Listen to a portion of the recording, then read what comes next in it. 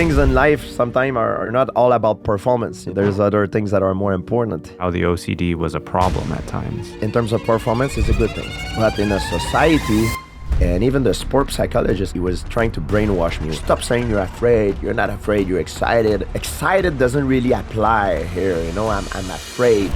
Georges St-Pierre is a legendary UFC Hall of Famer, 2-division world champion, and widely hailed as one of the greatest mixed martial artists of all time. GSP holds the record for most title defenses in UFC welterweight history and retired as champion in 2 weight classes. I was going nuts. I was going crazy. I needed to take a break. Couldn't even look at him in the eyes. I was just overwhelmed. If you tap on strike, you're like a coward. And then I made peace with it. I realized that I should not be afraid to admit that I'm afraid. I went into the fight to not lose instead of going there to win. And I lost that fight. When you were fighting yourself after you had that big loss, was there a piece of advice that you needed to hear that maybe nobody gave you? We find it very interesting that the majority of you who watch and listen to this show aren't yet subscribed to our channels across Spotify, Apple, YouTube. It would mean the world to us if you can do us that small kindness. It allows us to continue to bring on amazing guests week after week and continue to provide you with amazing value and content. It's the only thing we'll ever ask of you. If you can hit that follow or subscribe button, it would mean the world to us. Thank you so much and enjoy the episode.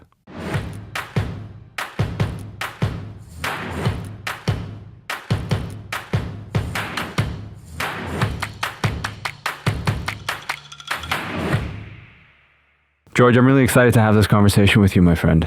Thank you. You're a Canadian legend. You're a fighting legend. Among the greatest on the planet to ever do it. Does it ever get awkward to hear that when people say that to you? Well, it's pretty subjective because in different sport, for example, in weightlifting or race, you can have an objective result. So you can compare one individual to the other. In fighting, it's always subjective. Oh, I think that guy would be better than this guy or this guy. So all the guy that I didn't fight, people have the tendency to compare me to them, but the reality is that we don't know. And also, it's not the best fighter that wins the fight. It's the fighter that fight the best the night of the fight. So even like if you're, for example, in hockey, on paper, the best team, that doesn't mean you're going to win the game. It's the team that played the best the night of the game. So that's what I found funny about fighting, because for some reason, people think it's different. They think the strongest guy always wins. It ain't true. What else don't people understand about being a fighter? Like, you fought for years in the UFC, and that takes an emotional toll, a physical toll, a mental toll on a person to do it repeatedly. Like, to get yourself into the place where you're going to go into a ring and you're going to beat each other up, essentially. Yeah, that's it sounds insane when you say it out loud. Yeah, it is freaking insane. Yeah, it is. So why'd you do it? Well, how I did it. For me, I started martial art as a self-defense because I was bullied at school. Then it became a passion, and then it transformed into how I earn a living over the year. And that's how I start to compete. That's how I became professional. I just developed a certain set of skill, and I was passionate. And but I love training. I love the camaraderie I have with my training partner. I love the confidence that training gives me. But I don't like to fight. But in order to maintain my lifestyle, because I was compensated when I was fighting, not a lot in the beginning, but in order to maintain it, I needed to compete in order to survive to the next one, and then to the next one. Then I made more money to the next one, and more money to the next one. And if you're successful, the chances are that you're gonna make it. If you keep being successful. However, the odds always play against you, and it's very stressful because not only that you're fighting off sort of, I wouldn't say to survive because I always eat every day, but you fighting off, yeah, in a way to survive, because the outcome of a loss could be much more dramatical than losing a basketball game or a hockey game, because you can, getting hit, you can die out there. Or if you don't die, the damage that you will get will make you die sooner. Yeah. So it's very stressful because you're fighting, you're on a survival mode constantly. It's very stressful because you don't want to be humiliated. That was the thing that was the most concern, because I'm a very proud person. And for me, being successful at this was very important. So my main concern was to be humiliated more than getting hurt. Really? Yeah. And I was scared. Most people they're not honest. It's a very egotistic sport. They don't want to admit it because it's all about being an alpha and this. And there's a lot of mental warfare in fighting. And like what? Yeah, you try to intimidate your opponent. Or, it's about confidence. If in like everything in life, if you can have the skills that you want, you can be as good as you want, but if you don't have confidence, you can never reach your full potential. And fighting, especially in fighting, it's very important. I can tell you from my experience that there's my first title fight. I went in there fighting a legend. His name was Matthews at the time. I was very young. I was put there in a time that I wasn't ready. Not so much, I'm talking about physically, but mentally I wasn't ready. Because I was fighting that legend at the time. And even during the stare down, like the face-off, when the referee explained to you the rule, like before the fight started, I couldn't even look at him in the eyes. I was just overwhelmed. I couldn't believe I was there, that I finally made it to the top. So I went into the fight to not lose instead of going there to win. And I lost that fight. I made a crucial mistake. I got caught in an armbar. However, if you look at the rematch that I had maybe like a year after, I completely destroyed him. The difference between George when I fought him the first time and George when I fought him the second time, it's not so much physical or in terms of knowledge. Yes, I was a little bit bad. I made some little upgrade, but it was more mental because I went there with confidence. And that's what made the difference. I went there believing in myself. I went there having faith in myself. What did you do to develop that level of confidence, the type that you needed to successfully, as you said, destroy him? The way you build up your confidence is with the preparation.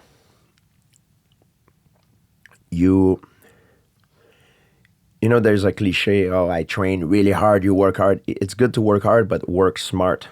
It's more important. Being efficient.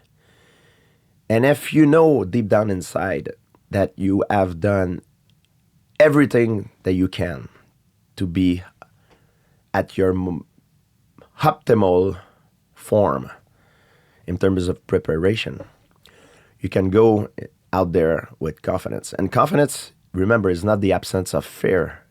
Confidence is knowing that you have what you need in order to succeed. So the relation I have with fear never disappear. Even though in the beginning of my career, I thought that over time the fear will dissipate because I will gain more experience. I quickly realized that was not going to be the case. So I decided early on in my career to seek the help of sport psychologists because I really thought I wasn't made for this. Because looking around, all the other guys were, I don't know if they were faking it, but they were like, hey, I'm excited, I'm happy, I'm going to kick his ass. I was afraid. And even the sport psychologist, I remember at the time, he was an American guy. He was very good. He was trying to brainwash me. He was like, George, stop saying you're afraid. You're not afraid. You're excited. And I was like, I don't know if it's because my English suck, but I don't understand. Excited doesn't really apply here, you know. I'm afraid, you know. I would be excited for other reason, but not to go fight in a cage, you know, on a Saturday, not knowing if I will be badly hurt, humiliated, or winning the ultimate prize. And then I made peace with it. I realized that there's no courage without fear, and I should not be afraid to admit that I'm afraid. Because for me, let's say I'm fighting you on Saturday night, and I'm telling you, hey man, I'm gonna break you. I'm not afraid of you. Or I'm gonna tell you, if I'm honest, I'm afraid, but there's nothing in the world that's gonna prevent me to make that walk on Saturday night. And I'm gonna kick your ass. Like, tell me which one is more terrifying. To me, is the second one. 100%. Yeah. 100%. The commitment. To me, yeah. they being honest, being authentic. And then I realized, you know what? I'm not playing that game like everybody else does. A lot of people, they don't play that game. They're natural. They're really not afraid. But I think being afraid is a sign of intelligence because you can foresee what is the worst possible outcome and prepare yourself for it. And if you're not able to foresee if it happened, you're not going to get prepared for it. So I always we talk about confidence, preparation. This is part of the process to prepare yourself mentally for a certain outcome. And you have to sometimes expect the worst or expect the best, but you need to be prepared. You talked about some of the other guys in your industry were very egotistical. And in an environment like that, I imagine you have to have a pretty big ego. But how do you manage, in your scenario, as you started to see the success? You talked about it. You know, you went from one fight to another. You saw some success. Another one. At the same time, your ego can grow. It can distract you. It can make you think you're better than you are. It can make you think you're tougher than you are. It can maybe even give you false confidence sometimes. Mm-hmm. How do you manage that? There's a big difference between being confident and being arrogant. There's a tiny line. Being arrogant can create a false feeling of confidence. And it, in a way, I never been publicly arrogant, but I became after I won my first title fight. At the time, I just beat the legend, Matt Hughes, and I'm like the new kids on the block. I'm the new phenom, you know. I'm very young, and success come very quick, and, you know, my life just take a different turn. And in my industry, you know, even though the sport at that time was not very popular in Canada, but in my industry, I became very well known overnight. And now my next fight, I'm going against a guy who really worked hard. He's a veteran. He barely make it to the top to have a title shot against me. So the odds are favoring me something like 11-1. I'm going into that fight. Everybody is telling me how great I am. And, you know, this is like basically almost a walk in the park. But the guy that I'm fighting, he's a veteran, and he's got a very crazy good team with him. Great trainers, and he prepared himself very, very, very well. And he's known for his prowess in grappling, not necessarily for his striking.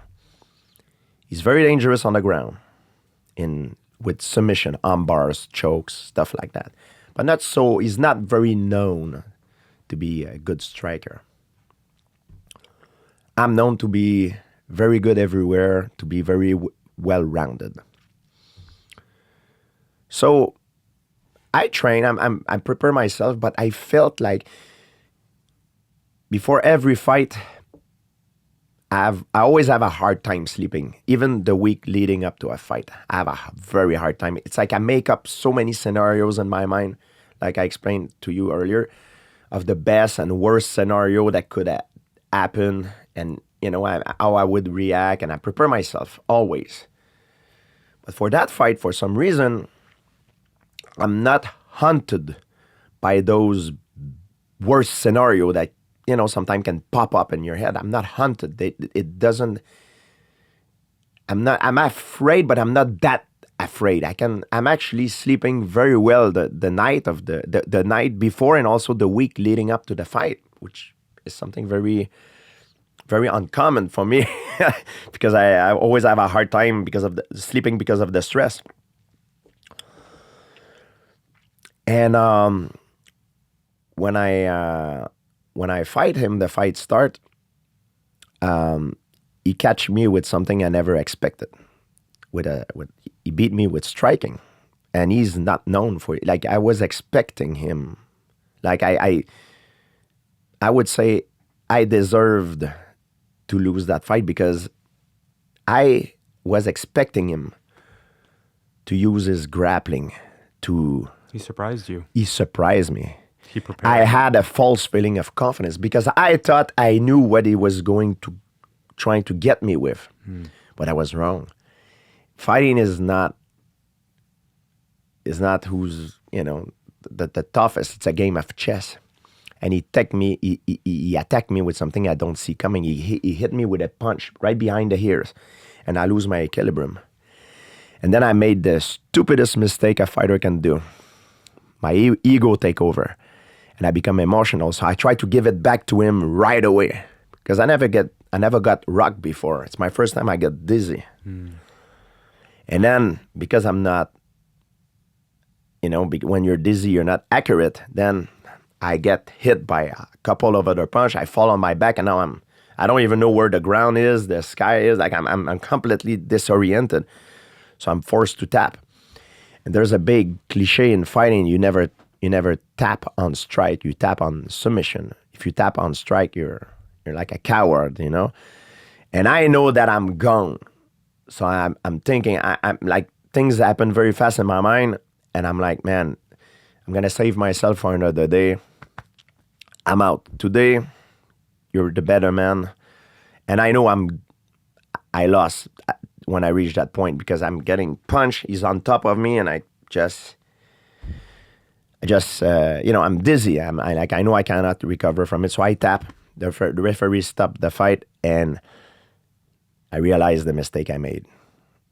Not that I underestimated him, but I did not prepare. And when I say prepared, I'm not talking about physically prepared. I'm talking about mentally prepared. I did not foresee all the possible outcome of how much of a threat he was because I overlook certain aspect of his skill, thinking that he didn't have it. You didn't respect the fighter enough. Yes, but he did. He hid some certain card in his pocket that I never saw. And when he came out, he surprised me. So when I talk about preparation, it's not only physical. It's not only about physically working hard. It's about mental and tactical. And I got outsmart. I got beaten. He was the better man. And it took me a lot to recover, not so much physically, but because of my confidence. Now, not only that I lost, but I tap on strike. So everybody said, oh, he's a coward. When things start to get rough, he gives up. And so I had a big hill to climb. And I had to rebuild my confidence. And I started working with the sports psychologist, Brian Kane, and he really helped me out. Because I was so angry at myself that I wanted to prove to everybody that was just a fluke, that I made a mistake and I'm better than this. So the only thing that I was thinking about, it was taking my revenge. Even though that I couldn't have an immediate revenge because there's other guys that were in line for a fight. Yep. But I was hunted by the idea of getting back out there and beat Matt Serra, which was not the immediate problem that I needed to face at the time because I had other fight lined up. And that could have been very dangerous, once again, because I was not focusing on the right thing. I was focusing on things that were not the threat at the time. And when you have a fight, you have to clear your mind and only focus on the problem ahead of you. So the sport psychologist made me carry a brick in my bag, in my training bag. So he gave me a brick and he made me wrote the name Sarah on the brick. You know, and then he asked me, he said, you have to carry this. And I carry that damn brick every day in my training bag. And when you go to the gym where I train, you have to go up the stairs. Yeah, you know, the brick, it's only a brick, but after a while, it's annoying, you know, like you have a freaking brick in your training bag. And I was getting ready for another fight. So I was only thinking about Sarah, but that brick was heavy. At one point, I called him. I said, hey, can I, you know, it's so stupid. Like, let me get rid of it. He's like, no, I want you to carry it. After a few more weeks, I was like, hey, come on, it's ridiculous. Like, no. And the week before the fight, I was getting ready for another guy, not Sarah, I was getting ready for Josh Koscheck. I called him, I said, that's enough, man. Now I'm ready to get rid of the brick. He's like, okay. He said, I want you to go and throw it in the water. So I went near the Saint Laurent River, grabbed the brick. I threw it in the water. It was, you know, the brick with Matt Serra on it. And I did something, it was a physical gesture that I did that had a profound manifestation on my mind. Because it freed me. It allowed me to forgive myself from the mistake I've done. And I feel liberated. I know it sounds stupid, but it was great. I feel like, wow, now I don't have that weight on my shoulder, and I focus on the fight against Josh Koscheck. Then I beat Josh Koscheck. I beat Matt Hughes again, and I had my rematch in Montreal against Matt Serra. It was the first fight in Montreal. I was able to fight in front of my family, my parent, my close friend. Everybody was there to watch me, and it was the first fight in Canada. The UFC came the first time UFC came in Canada, and I won my rematch against Matt Serra.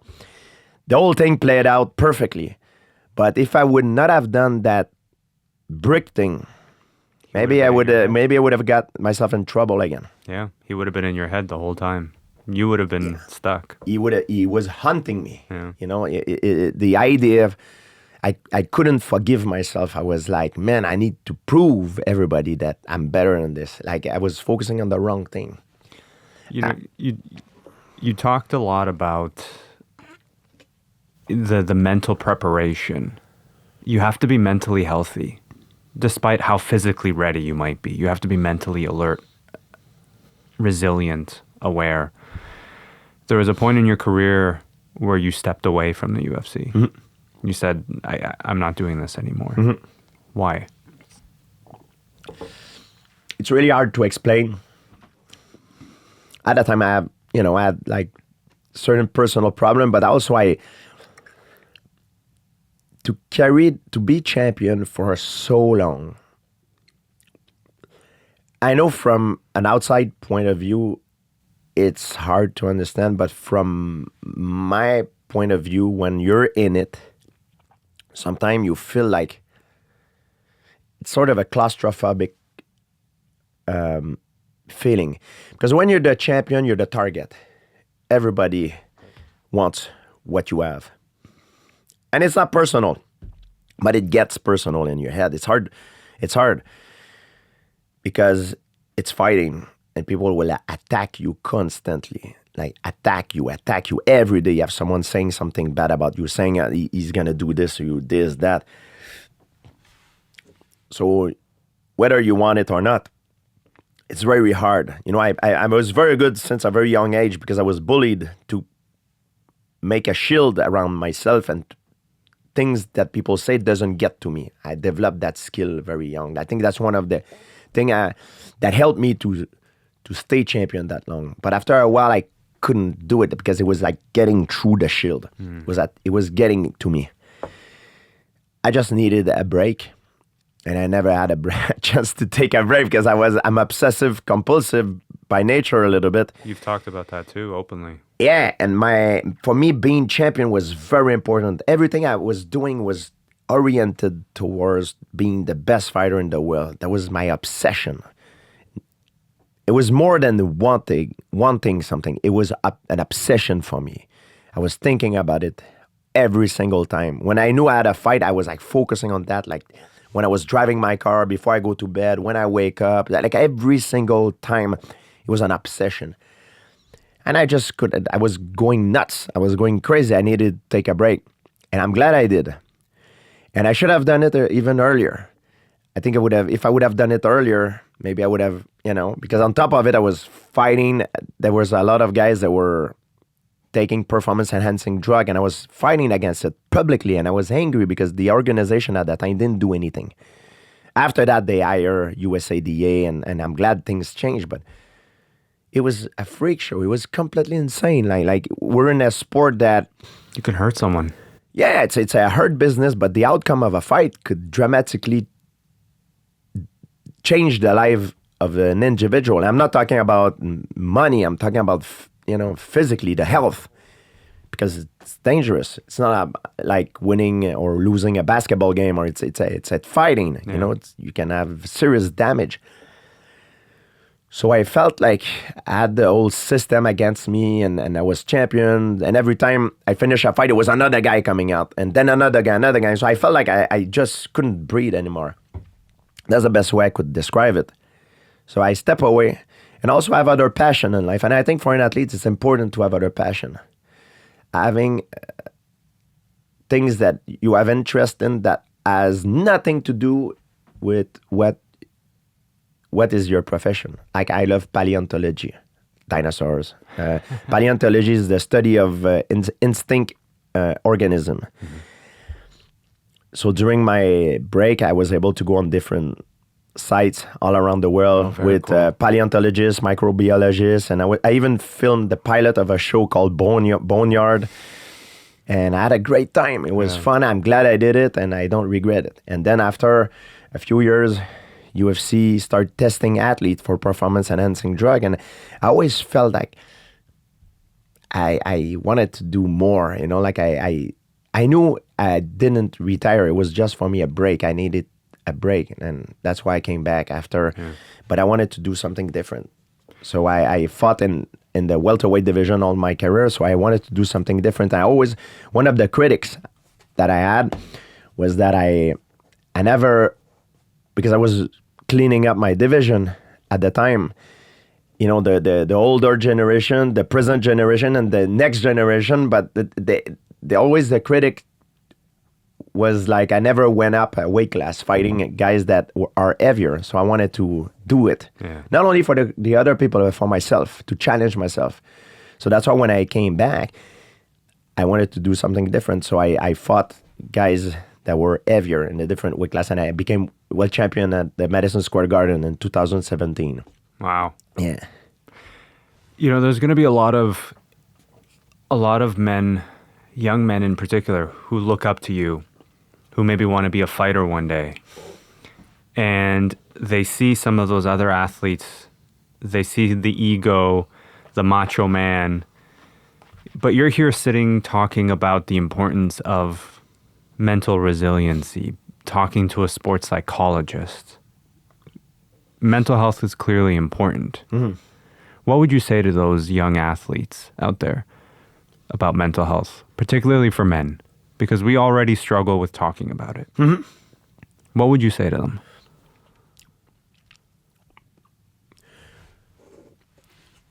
But there's a big difference here between, like you talk about mental strength.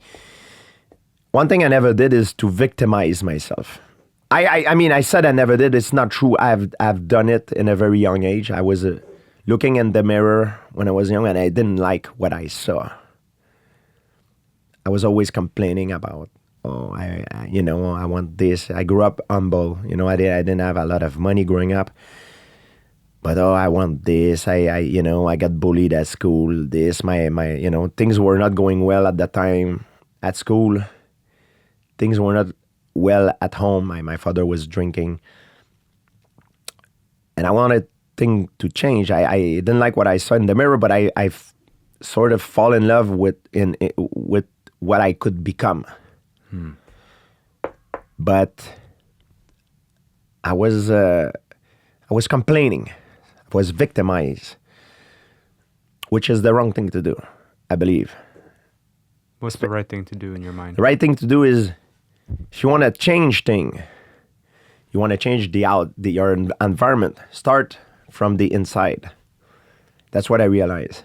And when I started karate, I was bullied. Yeah, my environment, I was surrounded by bullied. But what I realized is by changing myself from the inside out, I could change my environment. I cannot be happy trying to change right away the outside going in. Is changing from the inside out. So karate brought me confidence. I wish I could tell you that I get rid of my bullying problem because I beat up all my That's not how it happened. Bullied, they take over people that lack confidence. And at the time when I was young, I lacked a lot of confidence. Karate taught me to stand up straight. When I talk to someone, I look at him in the eyes. Even if I'm afraid, sometimes it taught me how to put on a mask and you know, the importance of confidence. When I say something, when I do something, and I believe in it. And that changed me from the inside out. The way also I carried myself. And bullying over time stopped. So I learned that if you want to change your environment, start from by changing yourself. You need to accept yourself first. Yeah. And that's where I think a lot of people messed out. They don't do that. They don't focus internally first. They focus on things that they have no control. They victimize. Oh man, this and that. Yeah, but you have no control on these things. You have to focus on things that you control yourself. Change yourself the way that it needs to be changed in order to deal with these problems. And then your environment will change. You know what I mean? Yep. That's a problem, I believe, with a lot of people. You talk about mental health. They complain and they focus on the wrong thing. And then after, when I grew up, my dad did something that really inspired me. You know, I talk about he was drinking. My dad was an alcoholic. But he quit drinking when I was a young teenager.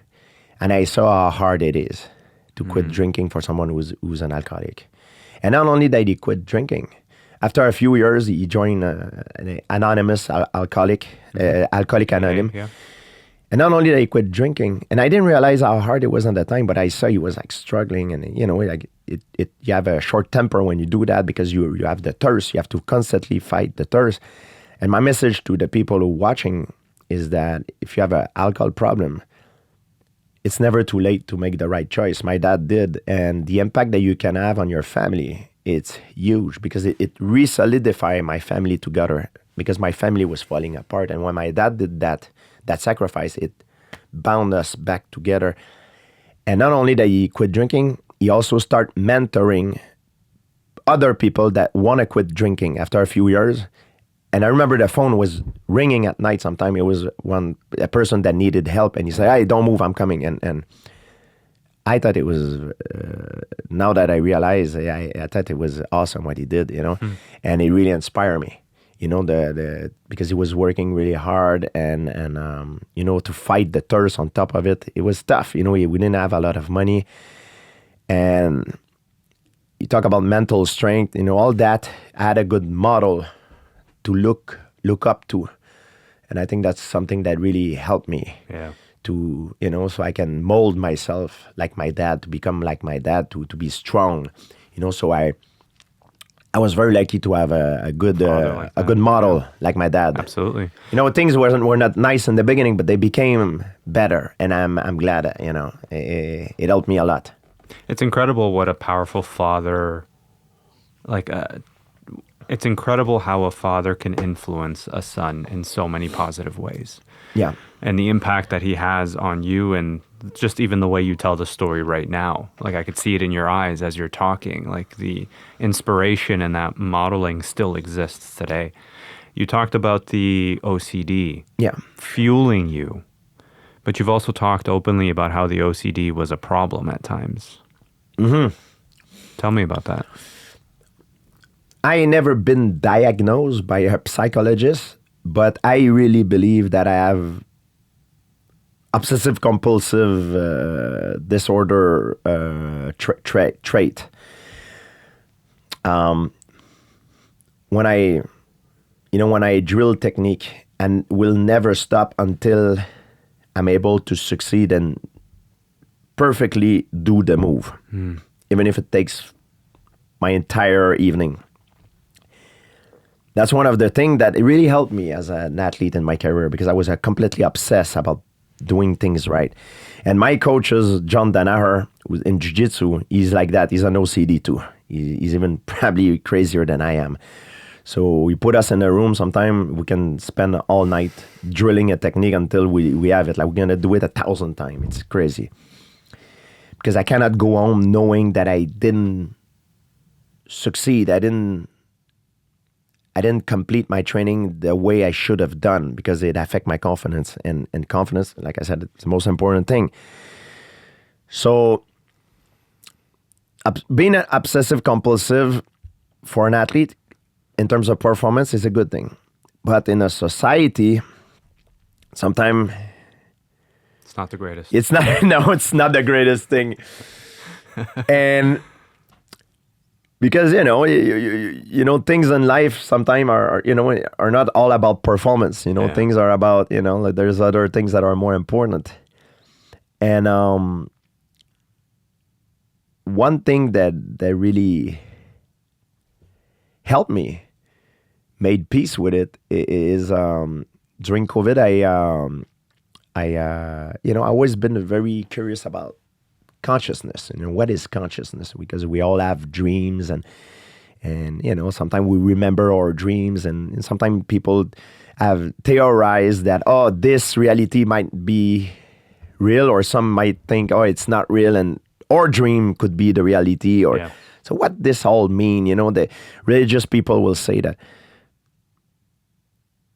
consciousness is the soul. Scientific people will say, no, it's the circuitry in the brain.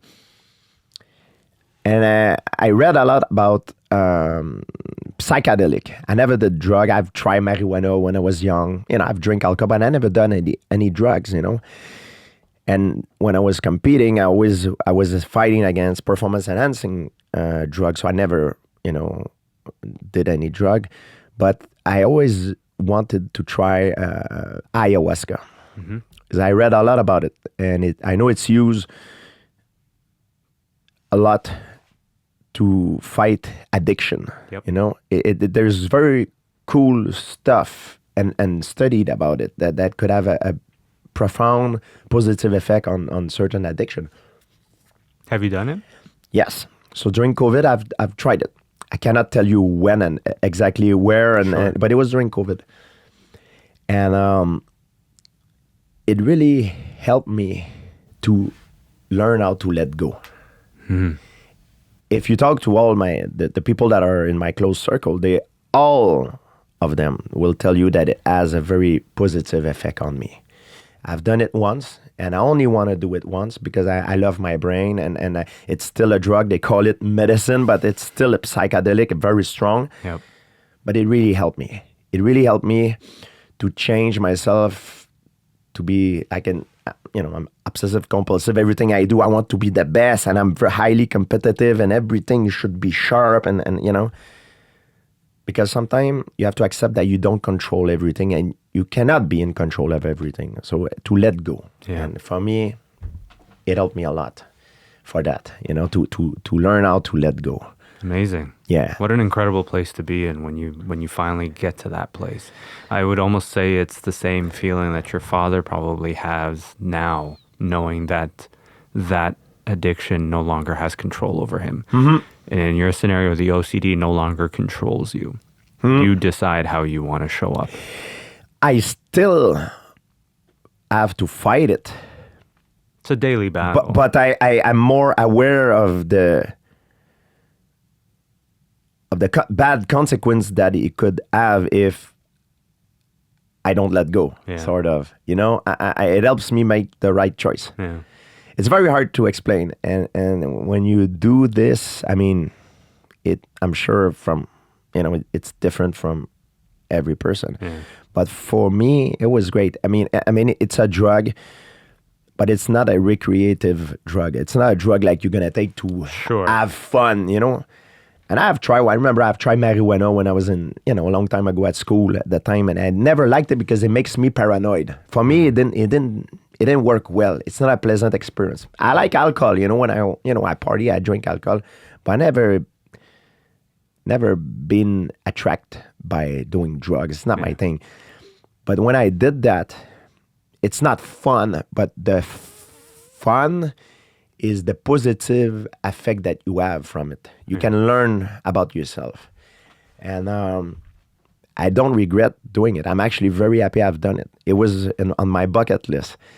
And I've had a lot of people on the podcast do it, tell me about their journey and their story. I had one guy tell me about how he had chronic back pain so bad that he thought about ending his life because of how bad it was. Whoa. He's like, I can't get out of bed. I'm in the hospital all the time. I can't move. He was young. He was in his 20s at the time, I think.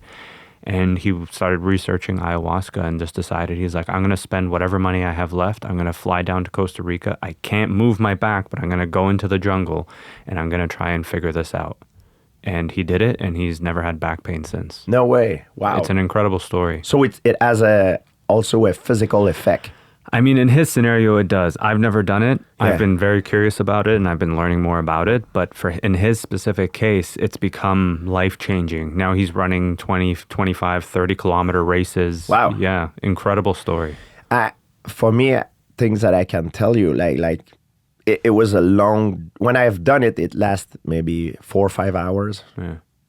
But it was a crazy long journey. I was under the impression that I don't know, it was maybe a few days. I mean, it's hard and during my journey when I've done this, I went emotionally in a place where I was on the hot top, and I mean the highest in terms of happiness. Confidence, success, and like love and everything. I went there, and I also went to a place where I was like depressed, nothing to live for. I just don't want to live anymore. So in relation of that, because I went to the deep down into the up top. Now I know how happy I am today, and I feel I'm very blessed. I'm very, very, very lucky because I'm very happy. Yeah. I went to the both extreme of the spectrum during my adventure, and it helped me scale my level of happiness. Because now you know what both sides... Yes, I know both extreme of the spectrum. Yeah. The worst and the best. Yeah. Because I think I went there during my adventure, and I know where I am. Yeah. I can. You can bring yourself. I have a measure, an instrument of measure, and I know I'm very happy. And I'm every day. When I wake up, I'm even, and sometimes things happen are negative, but I'm still like, man, things can get so worse. You know, I remember I went there. You know, never went that down in my life. I needed to use psychedelic to go there. Yeah. I know how bad it can be. Like to have nothing to live for. And I know how high it could be. So in relation of that, I know I'm very happy. That's an incredible place to be. It's also why, at least in Canada, there's a growing, I want to call it movement of psychedelic assisted therapy, where you're doing it with a professional because of the fact that you could go to that other side of the spectrum. But I want to talk about life after fighting for you now. Mm-hmm. You've become an entrepreneur. And the reason we're even having this conversation is because of a partnership you're doing with a hot sauce. Yeah. I'm going to bring it up onto the table here. Lord's Hot Sauce. And this is your signature. Your signature. There's 2 of them. Tell me about this. How did this even happen? So I like my food spicy. I like spice. Michael, who's the Lord Hot Sauce. I always love their product. I have it at home, and I use it. And at one point, Michael, he contact my agent. He's like, hey, if he likes our product, why don't we work on a project and we make a sauce that we personalize it, because I like spice, but I also like sweet a little bit. Yeah. So it was a long process. It's one of those things that I never thought I would be involved with, during my my life. But they send me some sample. Some I was like, this I like, this I don't like. I like a little bit more this, and we finally get to a point that from my perspective, I'm confident enough that from my perspective, I produce. I mean, I didn't produce. I had the easiest part of the job, They get the taste test. I like this is my number one. So they did all the work behind the closed doors, but I created the best hot sauce ever made. The Rush is sweet. This black one here has a lot of flavor. The KO is very, very hard, very strong. How strong are we talking? Oh, about level 8. Oh, geez. Yeah, okay. I don't know. It's very, very strong. I mean, on the scale, I'm not an expert, but from what I understand, there's different level to this. Yeah. And this is pretty much the highest you can go. And it's made by local chef, local team, local ingredients. And I'm proud because it's from here, by people from here. And so this one, the Rush, it has a flavor, a sweet flavor. I like it, for example, with my chicken, with like, beef patty, stuff like that. Yep. The KO one, I like it more. You cannot take too much because it's very, very strong. I like it with oysters, I use both of it for different reasons. I think there's an open one here somewhere. And I'm very, very competitive. So my goal with Lord's team and Michael is to take over and to become the best hot sauce on the market, and we want to make our product known, and we want people to try it and give us a feedback. I'm excited to try this. Oh, yeah. How long has this partnership been on for? Oh, we just started. We did our official launch in Toronto actually yesterday. So it's brand new. Brand new. It's available online and a lot of the stores. And we our plan is to go the international. We want to be the best. Why not? This is a good reason to be obsessive about. We talk about confidence. I'm very confident because I've tried it and I have tried other sauce. I love my food spicy. This is the best sauce I ever had. I made it, and I'm glad it's my product. And I want people to try it. Well, I feedback. can see the passion in your eyes. Like you're excited about this. I'm more of an entrepreneur now. So I turn I don't want to be the strongest man in the world anymore now. So I think it's important for an athlete to have other goals to prepare their after career. Yeah. So this is one of my goals now with this product. I have also fitness equipment, base block Pro collection. Yep. It's a home fitness equipment. It really exploded during COVID because people could not go to the gym to train, so they were ordering our product, and online it's kinesthetic. And I was started as a consultant for the company, and then I make up some of the product. I also have a food supplement company, Warrior. I have online betting. I have a vodka that came out. Now we're coming to Ontario, and then after the plans to go to US. Pur Sang, it's red because it's made of sweet potato and carrots. Yeah. So it's not a colorant, it's natural. And online platform. I teach seminar, movies. So You're doing everything. I'm busier now than I was when I was competing. Fighter, I imagine. Was this? You said it launched in Toronto yesterday. Is it available across Canada? Is it available in the US? Yeah, no, it's available in Canada online, and it's going to be in a lot of different stores now. Yeah. Very cool. How long did it take for this partnership to come together? Oh, it takes a long time. It was like months, a years, because now I'm at the point of my career. If I do something, it needs to be authentic. When I was younger, I didn't have the money. So when I was a young athlete, I was taking any opportunity to make money because it was more about surviving, to make it. But now, if there's something I don't like, it needs to be authentic. If I would not have liked it, I would just not be affiliated with it. If I love the team, I love Michael and all the team. They're the best at what they do. The fermentation, the process, it's all natural. And for me, it makes me proud to be associated with them. You know, like I'm confident that it's the best product on the market. You know. Very cool. Congratulations on this partnership. Thank you. It's nice I imagine it must be very fulfilling to be part of the creative process. I know a lot of athletes will sometimes just partner with a company or a brand and they'll just say, okay, I'm partnering with them and I'm selling this water. Yeah. But you are involved in the process early on. For me, it's also for my brand, it's important that it stay authentic.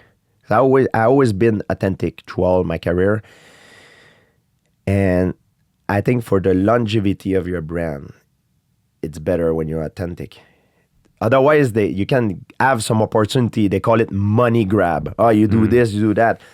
Yeah, when I was younger, I've done it because I had no choice. You know, I needed. But now I'm at the point of my career. It's been many years now. I don't do that anymore. Man. It needs to be something that I generally use, that I like.